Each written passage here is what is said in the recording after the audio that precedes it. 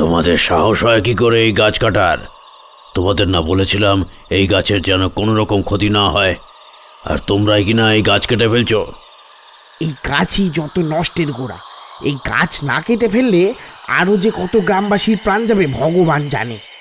জানতে পেরে গেছে আসল সত্যিটা। শুধু মোড়ল মশাই কেন, গোটা গ্রাম জানে এই গাছ সম্পর্কে। বাহ, তাহলে তো তোমরা আমাদের কাজ সহজ করে দিলে। মানে মানে এতই যখন জেনে গেছো, তাহলে তোমাদের বাঁচিয়ে রাখি কি করে বলো? ওই এই এই ওই ছেলেটাকে এদিকে নিয়ে আয় তো। ঠিক সেই সময় কালো কাপড় পরা এক মূর্তি ভিড় ঠেলে এগিয়ে এলো তাদের সামনে। আরে সুবীর যে, সুবীর বাবা, তুমি বেঁচে আছো? আমরা কি চিন্তাই না করছিলাম তোমায় নিয়ে। কিন্তু এই সুবীর সেই সুবীর নয়, গ্রামবাসীরা তা জানে না। এবার সেই আগন্তুক সুবীরের দিকে তাকিয়ে বলল, সুবীর, তোমার কি পেয়েছে না? যাও, তোমার ক্ষুধা নিবারণ করো।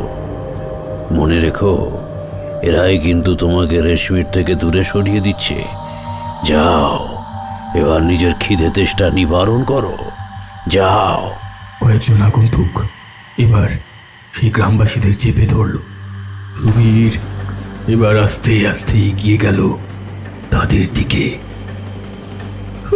সুবীর, সুবীর, সুবীর, আমাদের ছেড়ে দাও সুবীর।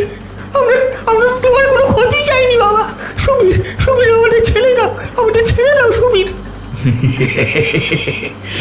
কিন্তু সুবীর থামল না, ধীরে ধীরে এগিয়ে গেল তাদের দিকে। এরা অনেক বেশি জেনে ফেলেছে, এই গ্রামের লোকজনকে আর বাঁচিয়ে রাখা যাবে না। এই কে আছিস, গোটা গ্রামে আগুন লাগিয়ে দে। আর খেয়াল রাখিস, একটা কেউ যেন বেঁচে না যায়। আর মাত্র কিছু সময়ের অপেক্ষা, সূর্যাস্তের আর বেশি দেরি নেই। তারপর উঠবে নতুন সূর্য। খুব তাড়াতাড়ি দেবী জেগে উঠবেন, মুক্তি দেবেন সবাইকে, মুক্তি।